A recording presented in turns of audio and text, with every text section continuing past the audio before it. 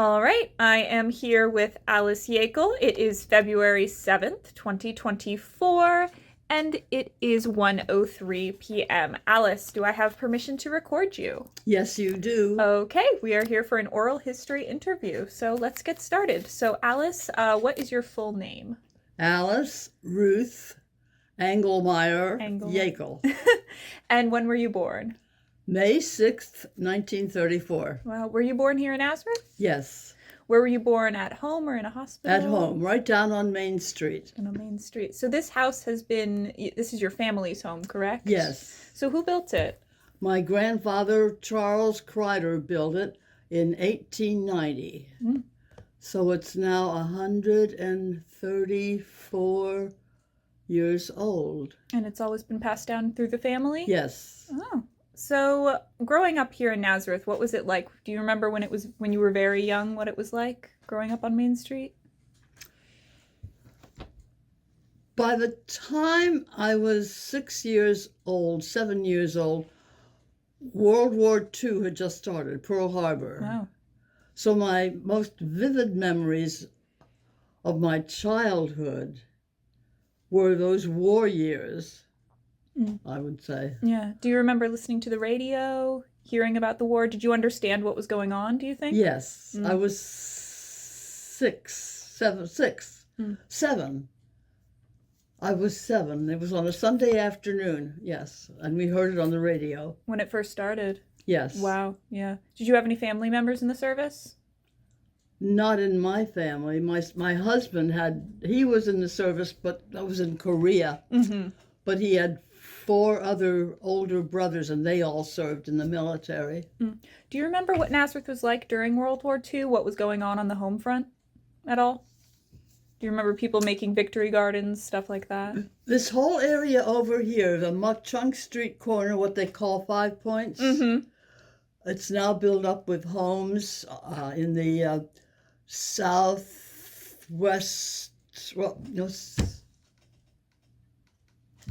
northwest corner. Wood Street and Muk-Chunk. That whole corner area was all victory gardens. And anybody in the community that wanted to take a space and plant a garden, they could do that. Wow. And what did that go towards, all of the victory gardens? I'm sorry, what? What did that go towards, all of the stuff that was grown in those community victory gardens? I think in most cases, people used it for themselves or their own families. Okay. That's great that they had that community land available. There really wasn't a scarcity that I knew of canned goods. It was more butter, sugar, soap. You couldn't get laundry soap. And sugar was very hard to come by. But I don't know, it was just part of the war effort. You planted your garden and fed your families. Did your family do that? No. No? So where did you get your food from, if not the victory garden? Did you have rationing books and stuff like that? We had ration books. Unfortunately, I don't have one. I wish I had. Well, we lived right down on Main Street. Okay. And within a block of Main Street, that was the center of town, the business district. There was an Acme, about 2 blocks down the street. And for a time, the AMP, Atlantic Pacific Tea Company, was right next door. And my grandfather was the manager of the store, my grandfather Engelmeyer. But then he retired and they moved the store to a bigger space out on Broad Street. So what did I'm assuming the tea company sold tea, is that right? I imagine now that was prior. I remember that vaguely, prior to 1941, maybe when I was 4, 5, 6 years old. That my grandfather was still in the store. Basically, the basic groceries: milk, bread, eggs, whatever. But I'm sure it was soon around 1940. But, well, he retired, and they moved it out to, as I say, on Broad Street. So what did your parents do for work? My mother stayed at home and raised myself, and I had a baby sister 4 years later. There were 2 daughters. Prior to that, she had been a school nurse. My father had a store right there in the same building. It was one fairly large building. I can't tell you who's in there now. All right. What's his name? Bruce Lampy. He has a repair shop for electronic equipment. That store front there was the A&P. The next door, going north towards the circle, was our front door into the house. The next door was a storefront, and my grandmother Engelmeyer had a hat store. Ladies' hats were quite popular in that day. The ladies didn't go anywhere without a hat on, nowhere, not even downtown to the grocery store. And then the next door was my daddy's store, and he sold radios and phonographs. That's pretty much how he started out. And it was just the right time, because what did people have for entertainment? There were no televisions. There were radios. Obviously sold radios also. Radios, phonographs. 33 1/3, well, first it was 78 RPMs. One single record with one song on each side.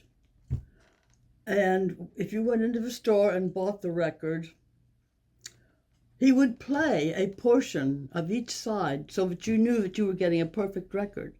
Because it obviously was not shrink wrap. There was nothing, shrink wrap was an unknown thing. And he sold records. Oh my gosh, he sold records. Harry James, Frank Sinatra, Glenn Miller, Tommy Dorsey, all the great singers and bands, big band era. Golly, lots of records and polkas. The people over on the West End, the German and the Polish and Austrians that came into the community to work in the cement mills, they liked their polka music. So he sold records. Did you spend a lot of time in the store growing up? Yeah, yes, I did. Did you ever work there? Yes, because our home was behind and above the stores. My grandparents, Engelmeyer, and my parents, and my sister and I lived right there behind and above the store. Was it a pretty small space? I'm sorry? Was it a pretty small space? I didn't think so. No. Thought you had plenty of room for the whole family? Yes, yes. Yes, we had our own living room and dining room and kitchen downstairs. Ironically, yes. And upstairs, my grandparents, Engelmeyer, had a kitchen and a living room and a dining room and 1, 2, 3 bedrooms. One for themselves, one for my parents, and one for my sister and I. Yes, there was plenty of room. So you said your grandmother had a hat store, correct? Yes. Did she make the hats? Some of them, yes, she did. But I don't remember that. I was way too young. You were too I don't young. remember that. So it closed when you were young, or she stopped working there? Yes, it closed, and it became a dry cleaning store. People would bring their dry cleaning in, because that was very, very, very popular then to get your... A lot of people got clothing dry cleaned. It wasn't wash and wear. You know, they had a very good business. Yeah. So did you own the building that both stores were in the family? The Engelmeyer family, yes. They owned the building. And then you rented out to the dry cleaners, or that was a family business you rented out? Okay. And then after the dry cleaners were there a very long time, as was my dad's store. Unfortunately, my dad died in early 1960s. He was too young. He was only in his early 60s. He had a heart attack, and boom, like that, he died. They had nothing like they have today to bring people back. Yeah. And he just died. And my mother died prior to him. And my grandparents died back during World War two. They were gone in the 1940s, 44. Now, where was I going with this? Oh, so the A&P store, and then it became the Nazareth item. That became the item. Yes, the office, the business part of the store moved, well, the office and the business moved into the storefront, and then the printing press was behind. All the newspapers were printed right there behind the, I think it was 46 or 48 South Main Street. We were 44. That was our address, 44 South Main Street. So what happened to that? So what about your father's store? What did that become? Do you remember? For a time, it was like a craft shop. A young woman, her last name was Welk, W-E-L-K. She moved in and had a craft store for I don't know how many years. I really don't remember because I got married and moved up here and I lost track. Then, after she left, somewhere along the way, Ridette moved in. Mr. Mahorsky and his bug exterminating. Yes. And after that, I have no idea. I don't even know now who's in there. I think Rita is still... No, Ridette is out on Tatamy Road. Oh, they moved. Yes. Okay. See, I don't even know. I haven't been there in a while. Well, I had to get Ridette. I had to have Ridette come up here so I know where he is. So who was living in this house while you folks were on Main Street? Well, my grandfather, many people lived in this house. He started out down here, and it was a one-family home. His in-laws were still living. So he put an addition on the back. But till all that was said and done, the in-laws, who were quite elderly, passed away. So they never, I don't think they ever got to enjoy the addition that he built for them. So then he also, at that time, put a small kitchenette and bathroom on the second floor. The property started out with an outhouse, which I do not remember. So then my grandfather, who was already, I thought, quite elderly, he moved upstairs into the apartment. And it's a nice, cozy, warm apartment. And he moved upstairs and rented out the downstairs. And any number of families lived here. The one I remember best was a Shelton and Teddy Keller. And they had two daughters. I remember them living here. And other than, now wait a minute, let me think. Oh, then a baker moved in. Pop Schmidt, we called him. Wally Schmidt and his wife. And he had a bakery truck for Scheibel's Bakery in Easton, which he parked down back in the garage. And then they moved out. By then, we had two little boys. And we had been living upstairs. Oh. Yeah, with two little boys. And we decided it was time that we needed more room. So we moved down here and rented out the second floor. Oh. So you switched. We switched.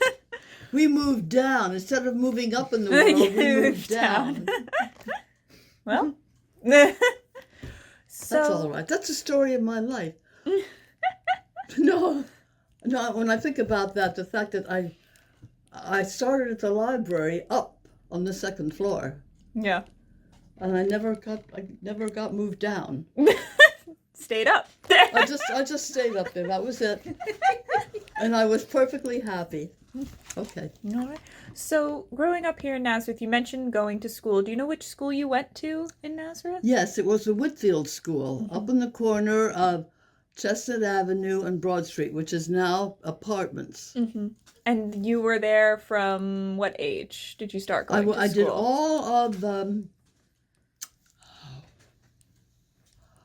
all of grade school up there, Mm-hmm.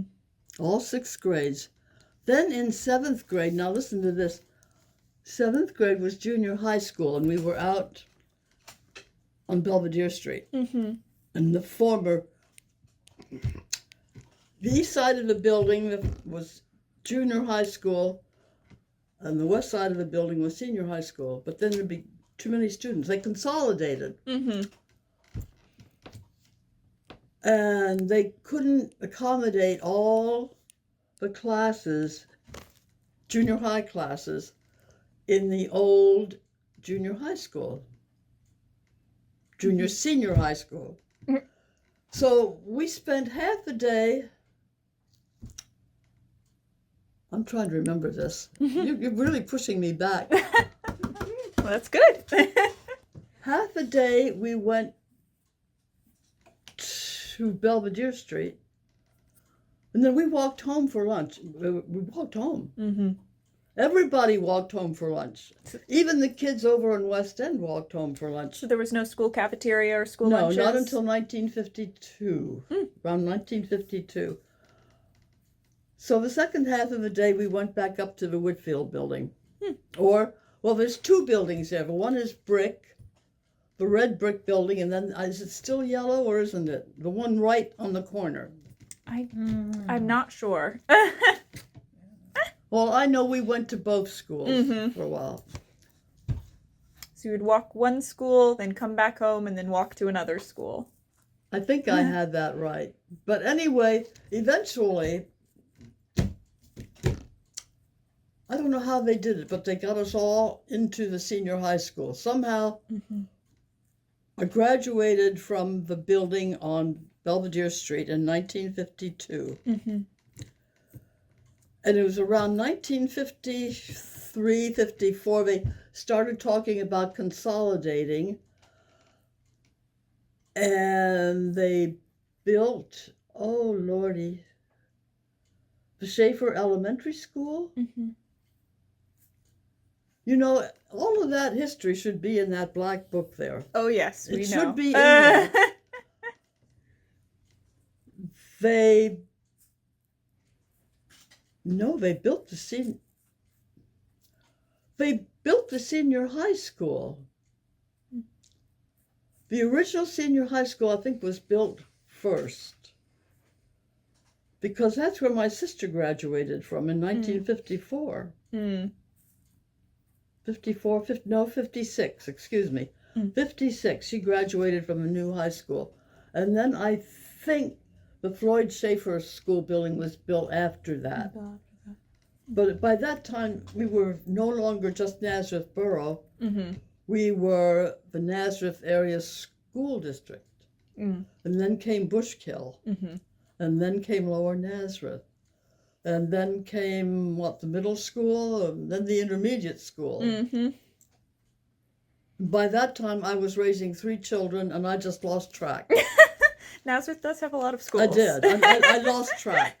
So the entire time you were going to school, from elementary to high school, were you always walking to school? Always. So they didn't have any type of transportation for students? Oh, no. And we lived here. You know, my children were born and raised here, and they walked. It didn't matter what the weather. They walked. You walked. 1 mile from this front door out to the senior high school. And then 1 mile back. Now, one day I did break down. My daughter and her best friend lived on the other corner. It was such a miserable rainy day. I thought, okay, I'll drive them out. When was this? Oh, dear me. Approximately late 1970s. She was in high school, I think. I think she was, I don't know what year she was, but I broke down and drove them out. And then on my way back, I hit a pothole. and it broke my, what was it called? My tie rod. And I got up here to the alley and I wanted to make a turn to come up the hill. And I couldn't turn. I could only go straight ahead. So I parked the car, and there was no cell phones. Parked the car, walked up the alley, and called a tow truck company or somebody. I don't know who it was, John Romanishin perhaps, I don't know. And they came and towed my car away, and I had to have a new tow rod installed. Well. So that's the one time I drove one of my children to school. But you were never driven to school. You always walked? Well, I lived down on Main Street. Yeah. I was already halfway. You were already halfway. Oh, yes, we walked. Except I had a boyfriend for a while in senior high school. And he would drive me home for lunch. And he would drive home for lunch. He was 16. He had his driver's license. He went out to East Lawn and had lunch with his parents. And who was that?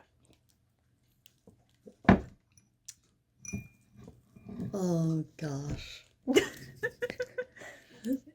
I guess it's all right to tell you who it was. It was a young man, a nice young man, a very nice young man. His name was Bill Edelman. And I don't know whatever happened to him because he was really a very nice young man. So did you And date? we never really actually dated or anything. We were too young to date. Or at least my parents thought I was too young. But he had a car and he would drive me home.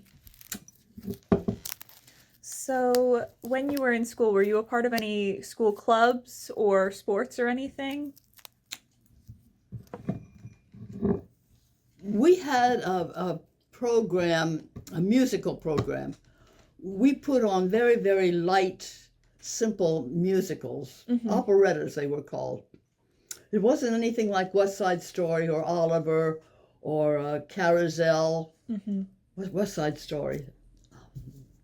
That was amazing. That was later. My daughter was in that. So I was in the chorus. I could never memorize. I just could not memorize lines, but I could learn the words to a chorus, and I would sing in the chorus. And then we had oratorical society. And we had to give an oration once a year at the end of a school year. We had to, and I don't remember what I spoke on. I really don't, but I belonged to the oratorical society. And you just gave a speech, or? You had to give a speech. No notes. No notes. No notes. So when you were in elementary school, middle school, high school, whatever, do you remember any teachers that had a particular impact on you? Very much so. Anyone specific? In the elementary school, 5th and 6th grade, there were two women who were teachers, Adele Reichard and Harriet Frack. Adele really had 5th grade students. Harriet had 6th grade. But we flip-flopped back and forth for certain subjects. Yeah. And we would go to, well, there again, it was up on the 2nd floor. We would half a day with the one teacher, the other half with the other teacher. I don't remember exactly what they taught, except that Mrs. Frack, Harriet Frack, taught reading and English. Reading and English. And she was the one that told me, Alice, she said, someday you're going to be an author. She did tell me that. And okay. Then the other teacher that I remember very well, and they had this other teacher, Paul Golding. He was a Quaker, and he and his family lived up here on the 1st floor in the apartment, and he taught what was called Problems of Democracy. I was either a junior or a senior, and he was affiliated with some Quaker group in Philadelphia. And once or twice a year, he would take a group of students down to Philadelphia, and we would help the people down there fix up their homes. We would slap paint on the walls or do whatever. it was a real eye-opener, real eye-opener. And because here in Nazareth, you never saw anything like that. Mm. So we stayed in a Quaker meeting house or something, stayed overnight, Saturday into Sunday, finished up on our work project. Maybe it was 2 nights. Maybe we went down Friday after school and came back Sunday. But we did that, and it was so eye-opening. And he was a very good teacher, very, very soft-spoken, but good. And another good teacher was Adam Shikletsky. Adam Shikletsky taught chemistry. And he was a legend in Nazareth. He was there for like forever and ever and ever, and the kids all loved him. He was a big man, not tall, skinny. He was just a very, very good teacher. My kids even had him. He was still teaching chemistry, I think, when Ed went to school. Ed was my firstborn. Yeah, everybody just, they respected him. Yes. Adam Shikletsky, Paul Golding, Harriet Frack, and Adele Reichert. And her husband was also a school teacher, Bob Reichert. He taught, I don't remember, something in government, civics. He taught civics in 9th grade. And then he became mayor for a while. Oh. Yes, he was mayor for, I don't know if it was 1 or 2 terms. Yes. That's interesting. So, Alice, if you don't mind me asking, how did you meet your husband? I was a waitress in a restaurant. There was a little restaurant down on the corner of South Main and Walnut.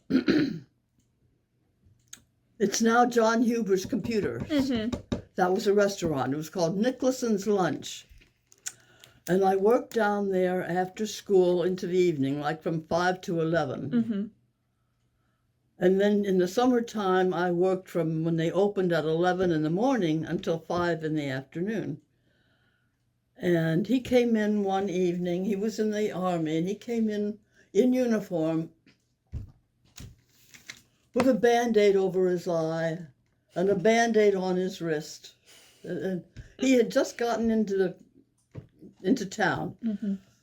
He was born and raised in the Nazareth area, and he had just not moved back. He came back to visit his family, specifically his brother, who lived in East Lawn. And he came into the restaurant with somebody, and from there on, that was it. He asked me for a date. It was Labor Day weekend. Am I dragging this out too much? No, absolutely not. Keep talking. It was Labor Day weekend, and he asked me for a date. And I didn't know this young man. I mean, he impressed me in his uniform and with his Band-Aids. So I went back in the kitchen, and I said, Mrs. Nicholson, what do you think? He just asked me for a date. Do you think I ought to go? And she said, oh, yes, you go with that. He's a nice young man. You go with him. So I did. Was this after you had graduated high school? Pardon? Was this after you had graduated high school? Yes, I had just graduated high school, and I was going off to college.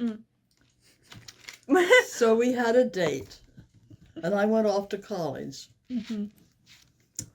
And he was scheduled down, not scheduled, he was, his camp, he was down in Warrenton, Virginia.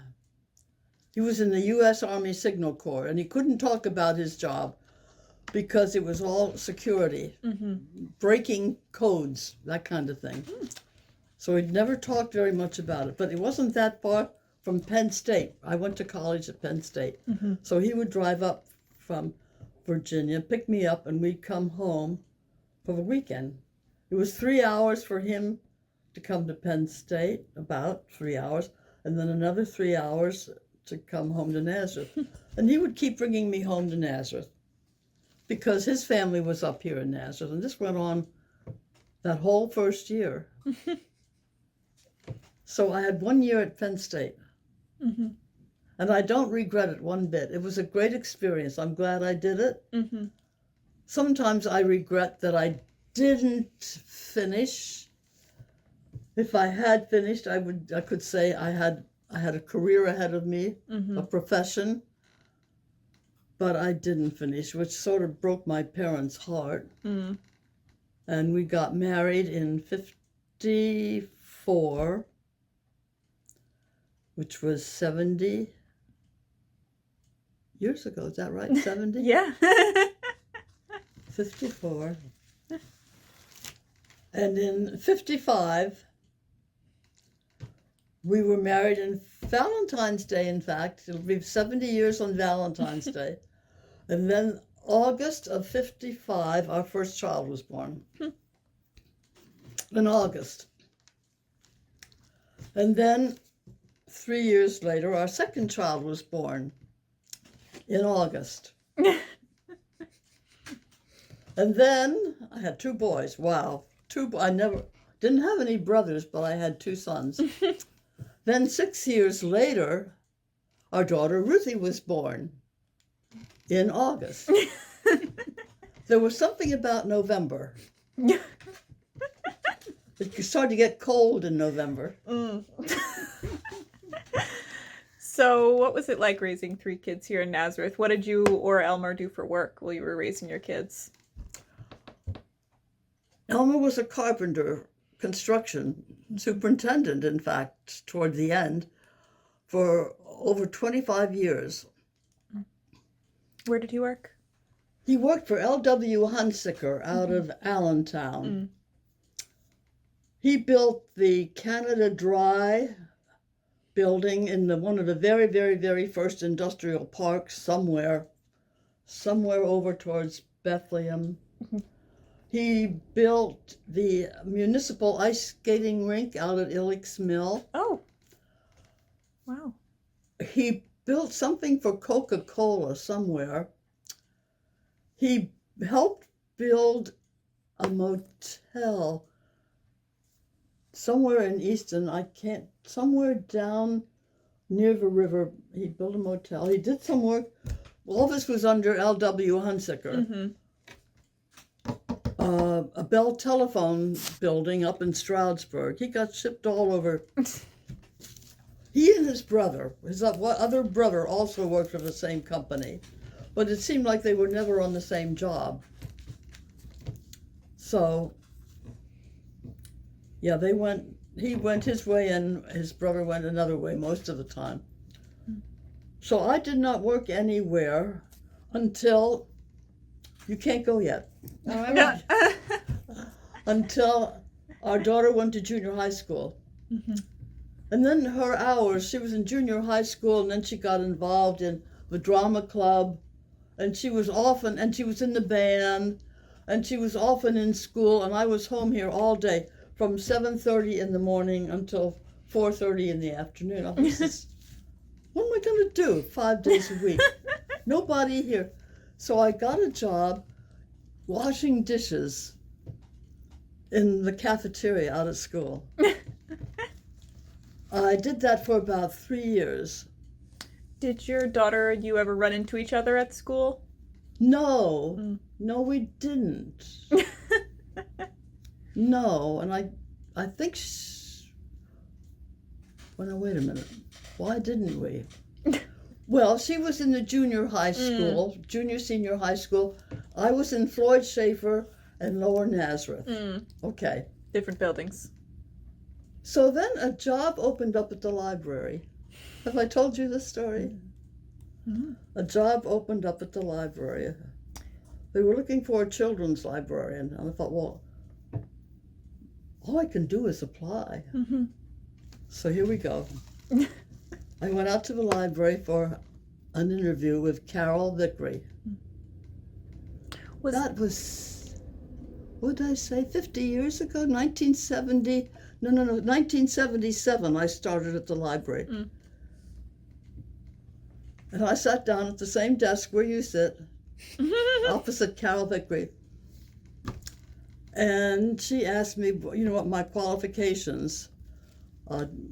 Did I graduate from high school? Did I go to college? Da-da-da-da. And finally she said, have you ever had any experience working with children? I said, well, I taught Sunday school for 25 years. I was junior choir director for 10 years. I was a den mother for the Cub Scouts for 6 years. And I went over to our church camp in New Jersey, and I was a camp counselor and craft director for about 4 years. And she looked at me and she said, you're hired. Just like that, you're hired. With how many people can do that today, walk in and get a job without having a college degree or something? How about that? So what was it like when you first started working at the library?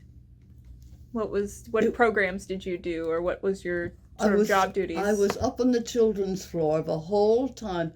Card catalog, checking in books, shelving books, checking out books, and doing story times. We had, on a Wednesday morning, we started out with 2 story times. Then for a while we tried an after school story time, but that didn't work so well because it was the kids, well, they were getting too involved with other things, and I guess maybe we started with school age, thinking we'd get the school age children on their way home from school, elementary school. But they got involved in sports, hockey, soccer, dance classes, whatever. And that sort of didn't last too terribly long. We had a branch library at Lower Nazareth. Yes, I used to go down there. The 1 or 2 years that we had story times out in Tatamy at one point did give tax dollars. And for those years, I was required to go out there once a week and have a story time. And I did go up to Bushkill for maybe a year or 2. There was another little nice elderly lady. Her name was Sylvia Snyder, and we all called her Ami. It's a French for Grammy, Ami. She was a little white-haired lady, and she played the auto harp. And she and I did the story times until she retired. She was much older than I. Well, not maybe much, but somewhat older. And then, of course, Catherine started doing story times. And then it was just Catherine and I. And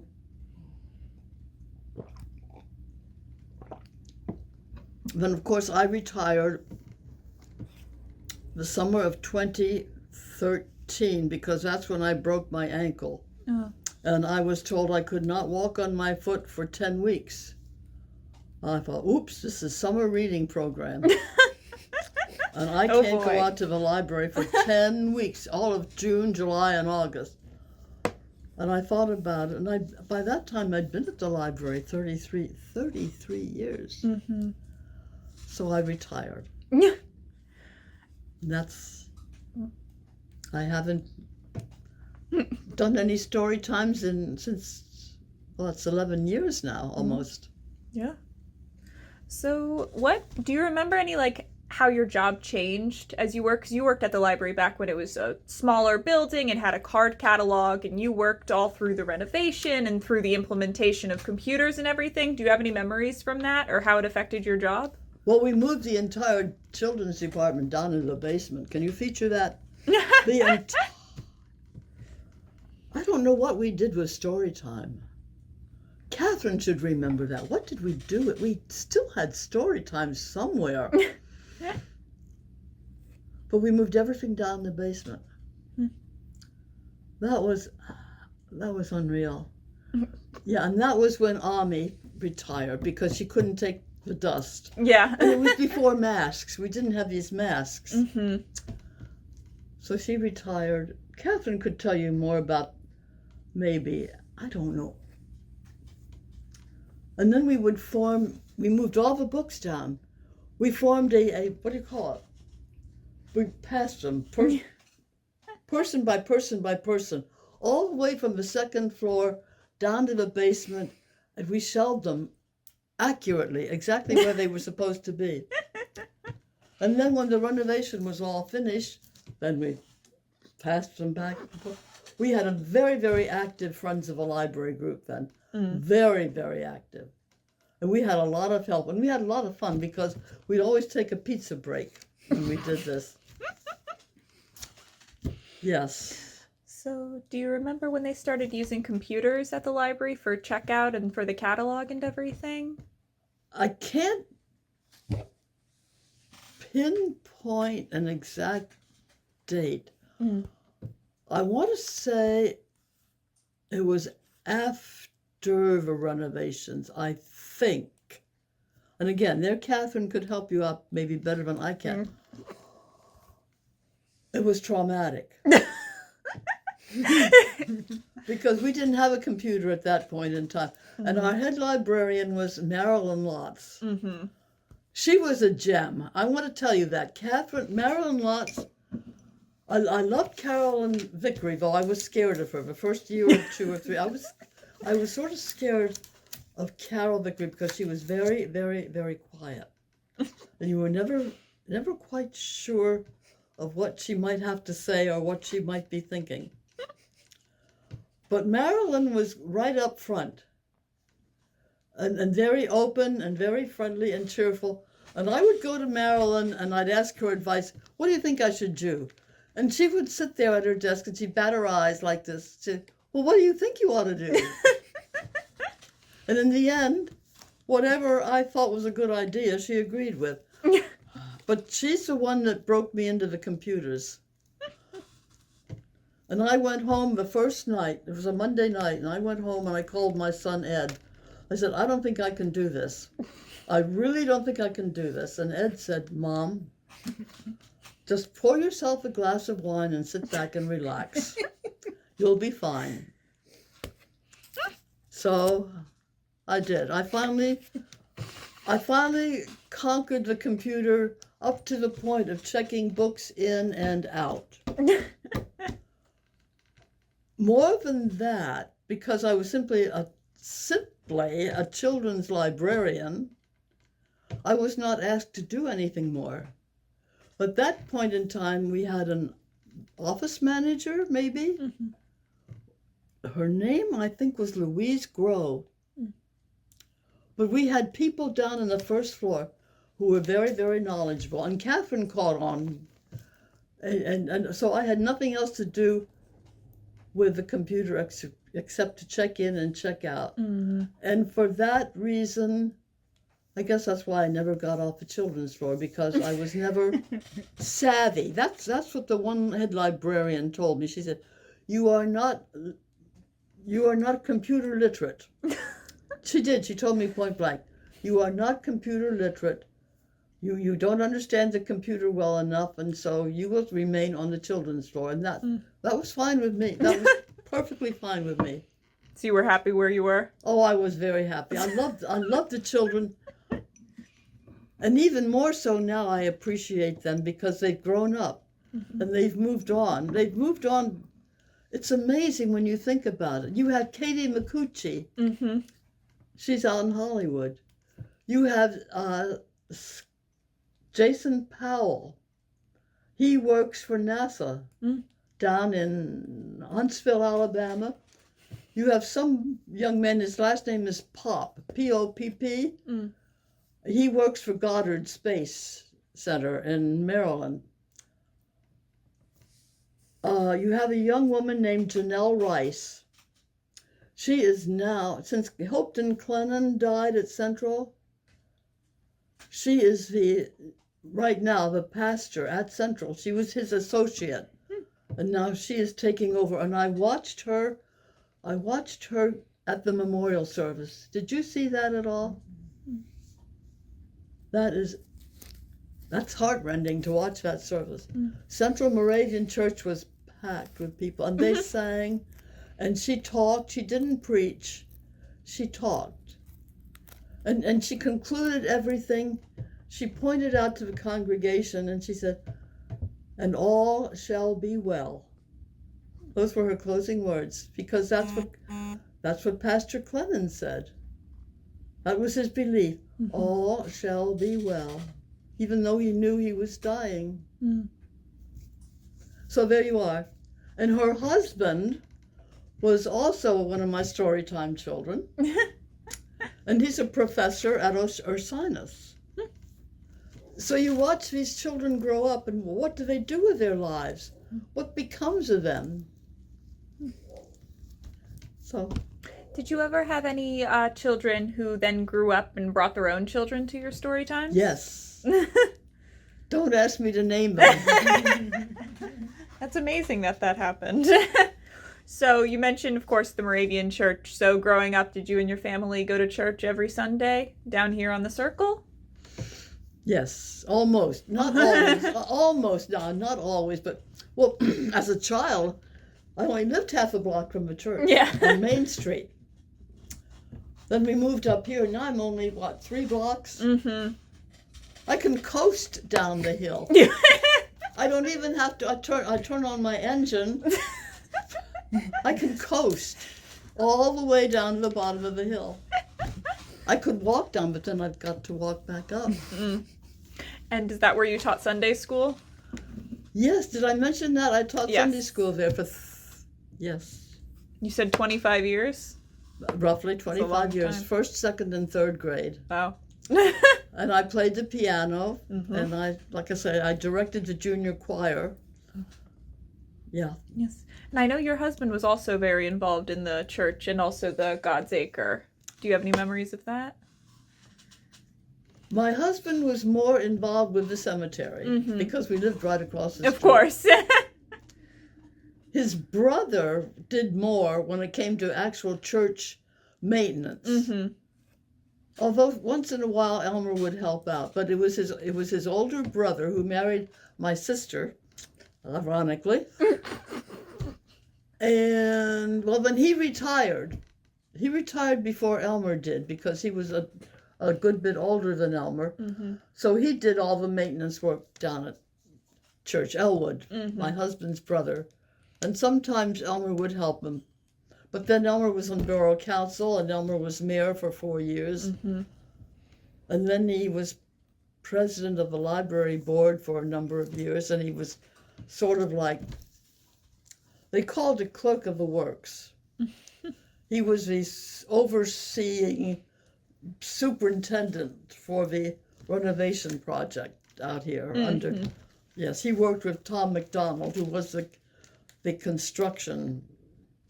Yeah, he did the construction.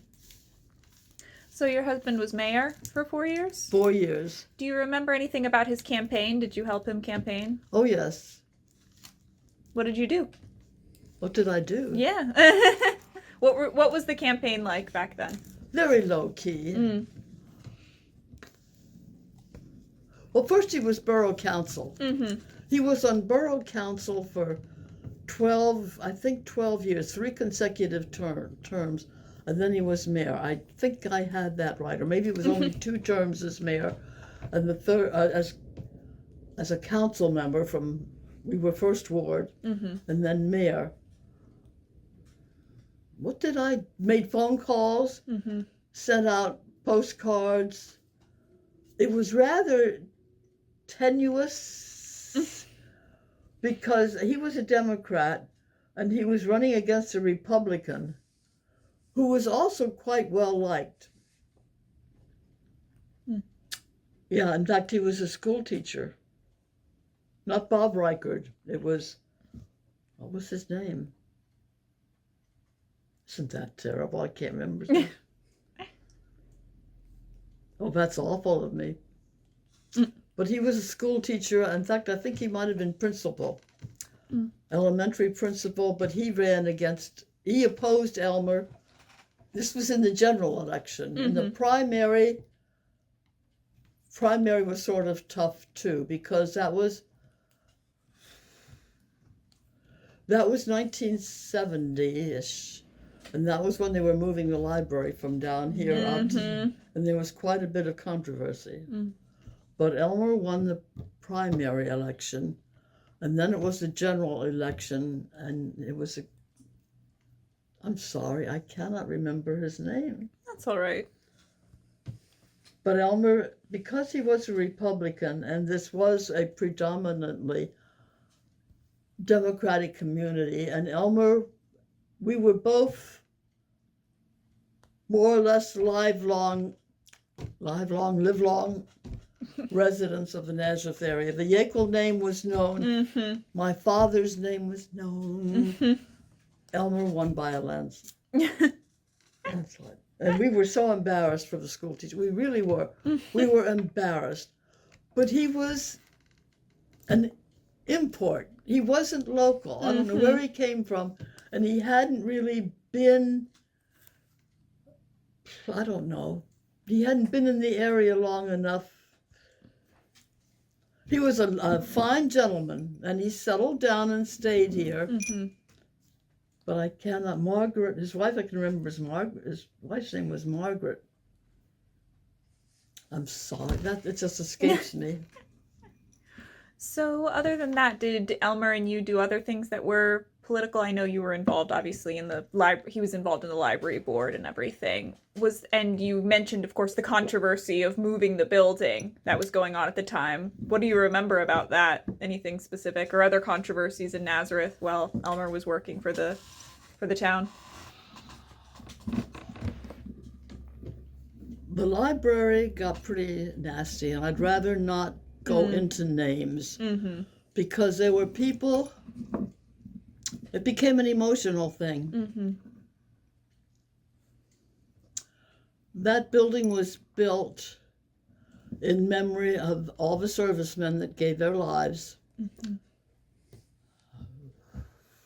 And it was built during my childhood. I was out canvassing with a coffee can, collecting quarters and nickels and dimes at that point, maybe $1 once in a while, to build the library down at the bottom of the hill. So you've been involved in the library since the beginning. 20 years later, we outgrew it. And the Trumbauers, Fraunfeller families, gave the building to the community, and we decided to build a library, and not build a library, but renovate and make a library. And it was the best thing we ever did. I mean, it was right on the route of the kids coming home from school. They would run in the front door, get a drink from the fountain and out the back door, or go to the potty. And then, of course, not all of them did just that. They checked out books, too. We checked out a lot of books. Oh, my goodness. I can still see Jason Powell, the fellow that works for NASA, walking out with a stack of books under his arm. I mean, 10 books you were allowed. And he'd have 10 books. And another one, I can't think of his name, but he thought he was going to be a politician, but he decided he was going to be an independent, not Democrat, not Republican, and he never got very far, but he tried. He actually tried to run for some public office, but I don't remember which one. Now, what was the original question? Controversies. Controversies around the library. The other controversy was when they wanted to get rid of the old junior senior high school, sell it, and build a whole new complex. That was rather difficult, very difficult, because there again you had the people that graduated from that school. It was only 1926, and by 1980, they wanted to abandon it. But they had to, because they consolidated. They had too many school districts, Tatamy, Stockertown, all these youngsters flocking in. You needed more school space. So those were the only two big controversies, and that was The one was in 1970, that was the library. Mm-hmm. And the other one was the junior senior high school, that was 1980. Mm-hmm. And ever since then, things have been pretty quiet. I don't know how or why, but So you mentioned canvassing for the library when you were a little girl with a can collecting money. Was that a thing that a lot of children did or a lot of people did to collect money to build the library? I wasn't, at that point, I wasn't a really little girl. I was in my teens. Mm-hmm. Oh, okay. Yeah, you're right. That was I'm going to say 1948, 1949, 1950. Mm-hmm. And I was a teenager. And the new library was built not new library, wasn't built. Yeah. It was renovated and opened in 1970. Mm-hmm. No, now I'm losing track here. I didn't collect money then. I collected that back in 1950. Mm-hmm. Yeah, 48, 49, 50. Mm-hmm. And that was no problem. Everybody sort of fell behind that. They liked the idea of a library. It was going to be a living, working memorial. Mm-hmm. It wasn't going to be a monument somewhere. Mm-hmm. It wasn't going to be a lovely tree growing. That would have been nice, true. But a library serves everybody. Mm-hmm. You can't turn anybody away. Yeah, that's true. You have people coming in there who maybe don't have a place to keep warm, Mm-hmm. or they don't have access to a newspaper, Mm-hmm. or they maybe don't even have a computer. Mm-hmm. No, you can't turn people away. Mm-hmm. And even with story time, you have children coming in. You don't ask them, are you from Tatamy? Mm-hmm. Or are you from who knows where? Mm-hmm. If your grandparents bring you, you could be from any, visiting. You accept anybody that comes into the library and you make them feel welcome. Mm-hmm. And that's a great thing. Mm-hmm. Yeah, I agree. So did you go to the library once it was opened? The old one back in 1951? Were you a member? And how often did you go? How can I say this? I was a full-time mother with 3 children. And yes, the library was right down at the bottom of the hill. I took my children to story time, Mm-hmm. and they had outdoor movies in the Mhm. summer. But I didn't have time to read then. Do you know what I mean? Yeah. Yeah. Of course. No, I did not use the library that much until my children were out on their own Mm-hmm. or able to fend for themselves. I was partially too tired. Understandable. So I guess circling back to when you were a teenager, you mentioned walking to and from school and then later after you graduated working at a restaurant. But what did you do for fun around town when you were a teenager or when you were a younger kid? What was there to do? When I was, we played a lot of hopscotch out on the hot sidewalk. That's one thing we did. We rode our bicycles when we were old enough and our parents felt it was okay. Mm-hmm. We used to pack up a lunch of peanut butter bread, a loaf of bread and a jar of peanut butter, and we'd bicycle. We bicycled out to Jacobsburg. Quite far. Yes, we spend the day out, a bunch of us, out to Jacobsburg. I can remember that. Bicycled, roller skated, played hopscotch.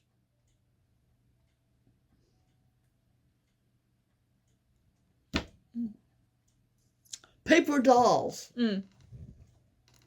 Well, when we could cut with the scissors, you used to get a book, and the paper doll was on the cover, and you'd punch her out. I wish I had kept one of those. I wonder if anybody ever has their old paper dolls. Probably. And then there would be pages inside, and you'd cut out the clothing. you'd actually take a scissors and very carefully you'd have to cut out the clothing that fit over.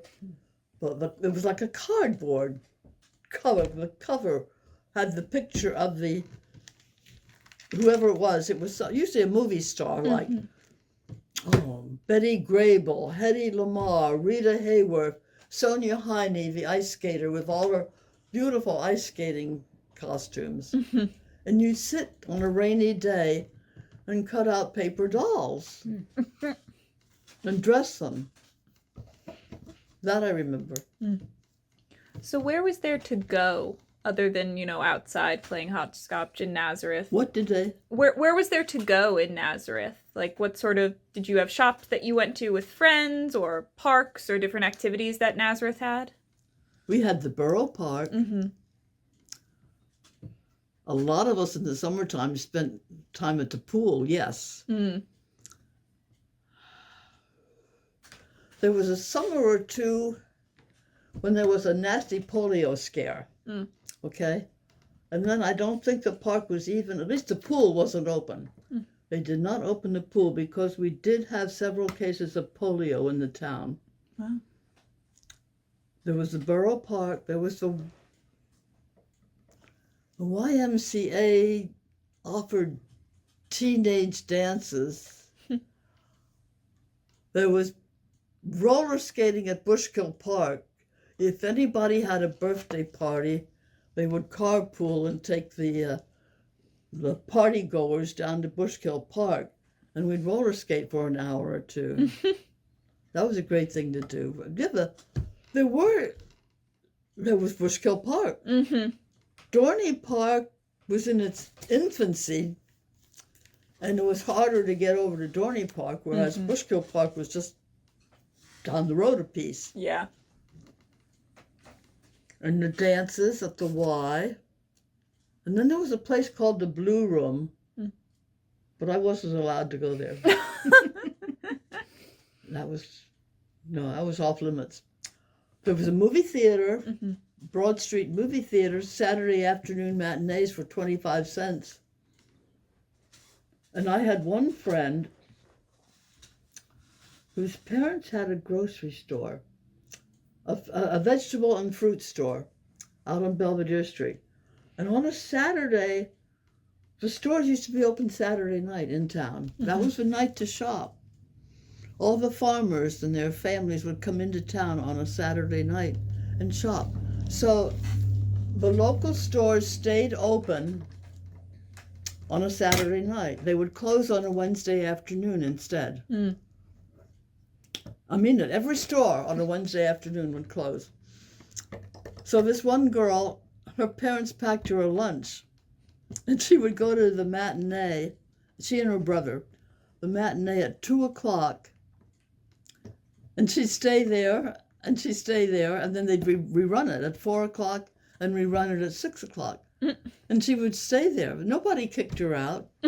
No, they didn't come and kick you out. And so there she would be until, the 4 showings of the same movie. And it was, what all was it? There were a lot of Westerns, and Gene Autry, Roy Rogers, Blondie and Dagwood, the Bumsteads. Oh, whatever was the other one? Henry Aldridge, where are you? I guess that was a radio show, Henry Aldridge. There were a lot of soap operas, but the older women would listen on the radio, listen to soap operas. I remember that. My grandmother always listened to her soap operas. And I would sit in the kitchen, and she had a box of toys, and I would sit there in the kitchen with her, and we'd listen to soap operas in the morning from like 11 to 1. And she would be baking or peeling potatoes or something, but I was then only about 6, 7, 8 years old, Wow. So when did you move up here to this house? 1950, the year we were married, 1954. 1954, yes.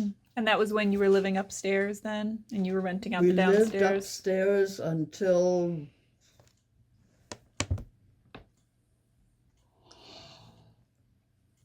I don't remember the year. My son would remember. But we had the two boys. I don't think we had Ruthie then. No. Because then we moved downstairs and then I had Ruthie. Yes, Ruthie. So when did you stop renting out the part of the house and just lived here by yourself? Approximately 1991. Because by 1991, our daughter Ruth married and moved to Rochester, New York with her husband. And when they would come to visit, they needed a place to stay. And then, of course, they had two children, so they needed 2 bedrooms. So we did not rent it out after 1991. It's been empty that long already, 30 years. Now, Ruthie was just here and just left. And our grandson, James, plays the trombone, and he's married, and I'm hoping that he and his wife will come down for Easter. And then they go out with the Moravian Brass Choir all Easter morning and wake everybody up by playing Moravian Easter chorales. And then we go up in the cemetery and have Easter sunrise service. So usually I have company at Easter.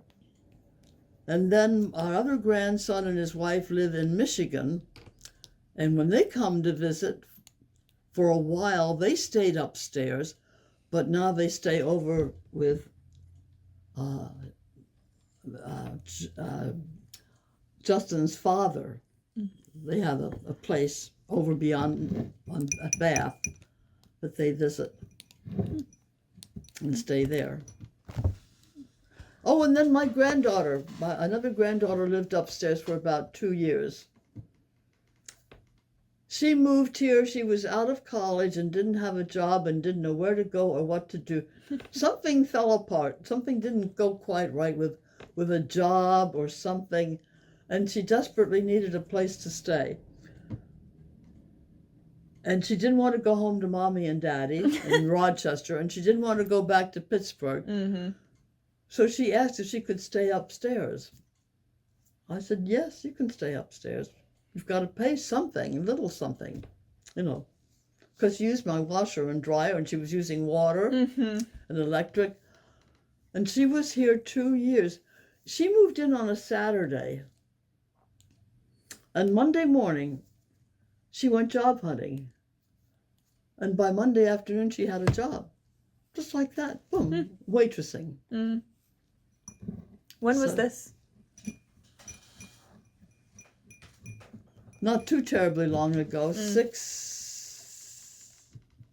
Within the last 6 years, come to think of it, because Elmer had already passed away. Yes. In the last 6-7 years. So no, I won't rent it out again. No, just unless somebody in the family really desperately needs a place. But it is a 2-family home. Yeah, it's a lovely home. So I suppose I'll just ask, do you have any other memories or anything that you'd like to share? Anything you want to put on the record? I think we've covered a very large area. We have covered a lot, certainly. I will say this. Oh my goodness. My husband installed that cabinet. He installed all the kitchen cabinets. He had them built by Bill Karsh. Bill Karsh was a cabinet maker out in Belfast, and he built all these cabinets. And then they moved them in, and then they stacked them all over there in the living room. And I thought, oh my Lord, they're never, ever going to get those cabinets fit into this space here. But they did. They fit them all in. So Elmer was responsible for all the ceiling work he did. At one point, the porch went all the way around. It was a wooden porch all the way around 3 sides of the house. And it deteriorated so badly over the years. He ripped it all off. So I still have the front porch, which I'm thankful for. Yes. I really don't know what else. I don't know. You've run out of questions. I've run out of anything. Holly, would you like to anything you'd like to ask? Yeah. So as you've kind of lived in Nazareth your whole life, you've seen the evolution of our community. What do you hope for the future of Nazareth?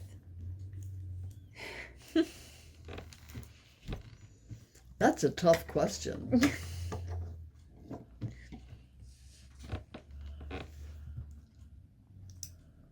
That it stay a peaceful, happy community. It's a unity. In the word community is the word unity. Common unity. That we all stay together as in a common unity for the good of the town.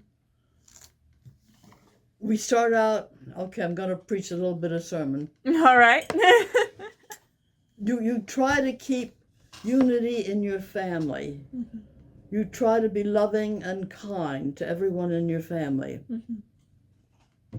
And then you branch out and you be kind and loving to your neighbors.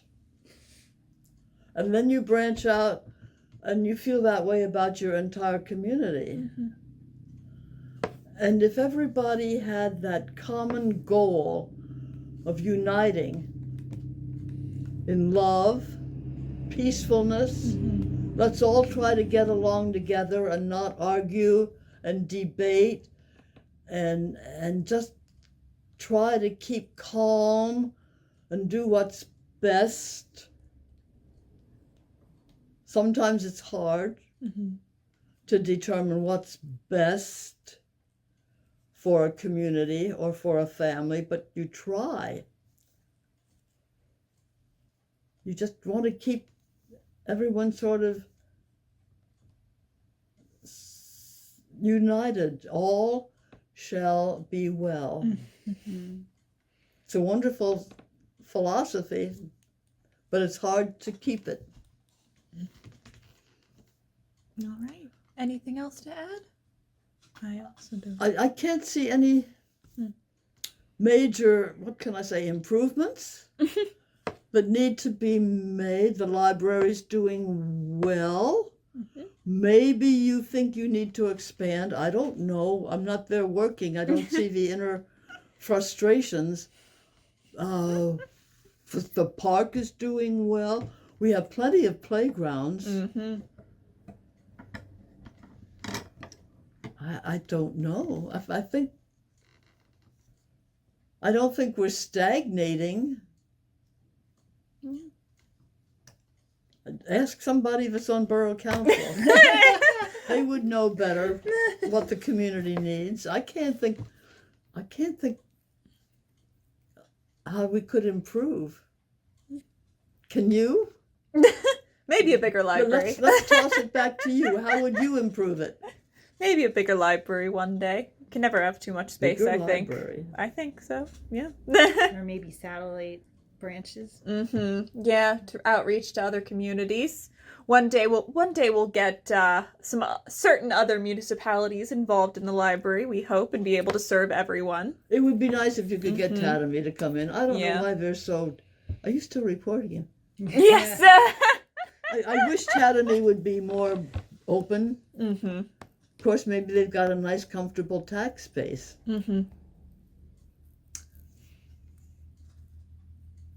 No, I can't. If anything, and here I go, oh dear. If anything, this is political, sort of. I think they ought to give some kind of a tax break at this point to senior citizens. People like me and many others who have been paying school tax for 60, 70 years, there should be a cutoff. Once you hit 75, say 75, hey, maybe you really don't have to pay as much school tax as somebody that's 25 or 35 that has children in school. Do you understand what I'm saying? I do. understand. Yeah. I do. You can pass that on to whatever legislator you might have. All right. Well, I think that is everything.